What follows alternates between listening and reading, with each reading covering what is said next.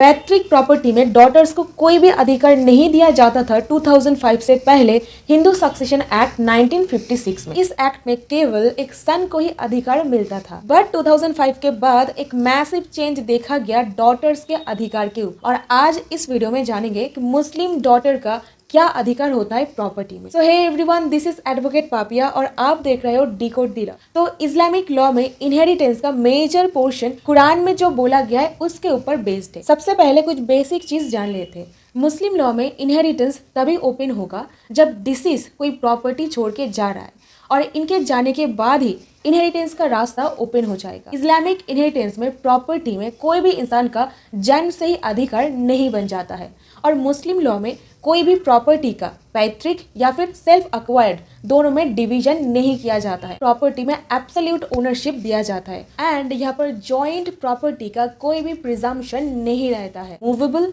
And immovable यानी कि अचल संपत्ति और चल संपत्ति दोनों ही इनकॉर्पोरेट होता है। और मुस्लिम लॉ में इनहेरिटेंस की बात करें तो कुरान में जो बोला गया है मेजर पार्ट वहीं से ही फ्लो करता है। तो इसी हिसाब से एयर्स को 3 कैटेगरी में डिवाइड किया जाता है। सबसे पहला कुरानिक एयर्स, इनको एक स्पेसिफिक शेयर मिलता है। और सेकेंड है रेसिडुअरीज, यानी कि कुरानिक एयर्स को प्रॉपर्टी मिलने के बाद जो बचेगा वही प्रॉपर्टी रेसिडुअरी के पास चला जाएगा। और तीसरा कैटेगरी है डिस्टेंट किंड्रेड। अगर कोई कुरानिक एयर या फिर रेसिडुअरीज नहीं रहता है तभी प्रॉपर्टी डिस्टेंट किंड्रेड के पास चला जाता है। और अगर ये 2 कैटेगरी रहता है तो डिस्टेंट किंड्रेड को कोई भी प्रॉपर्टी नहीं जाता है। इस्लामिक इनहेरिटेंस में प्रॉपर्टी मिलने के लिए 4 कंडीशन फुलफिल करना पड़ता है। सबसे पहला फ्यूनरल एक्सपेंसेस, दूसरा है पेमेंट ऑफ डेब्ट, अगर कोई कर्जा लिया गया था तो प्रॉपर्टी से ही उसको चुकाया जाएगा।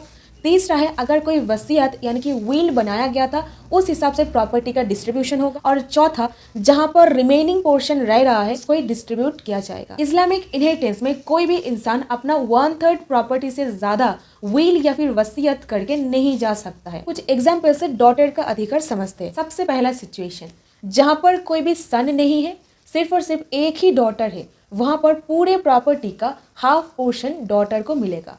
सपोज अगर 5 लाख का प्रॉपर्टी है तो 2.5 लाख का प्रॉपर्टी डॉटर को चला जाएगा। और अभी सेकंड सिचुएशन, सपोज यहाँ पर भी कोई भी बेटा नहीं है, यहाँ पर 2 डॉटर है या फिर 2 से ज़्यादा डॉटर है, तो इस वक्त पूरा प्रॉपर्टी का 2/3 प्रॉपर्टी जो होगा उसको ही डिस्ट्रीब्यूट किया जाएगा अमॉन्ग डॉटर्स। मतलब सपोज ये एक प्रॉपर्टी है, इसका 2/3 जो होगा इसको आपस में ये सभी लोग बांट लेंगे। और अभी तीसरा सिचुएशन, सपोज ये इंसान का ये 2 डॉटर्स है एंड इसी के साथ एक सन भी है, तो यहाँ पर सन को मिलेगा 2 शेयर और डॉटर को मिलेगा एक एक करके 2 शेयर।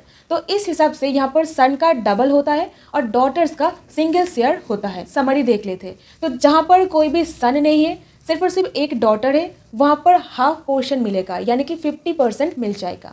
और जहाँ पर सन नहीं है बट 2 या फिर 2 से ज़्यादा डॉटर्स है, वहाँ पर 2/3 प्रॉपर्टी का बंटवारा इक्वली होगा हर एक डॉटर्स में।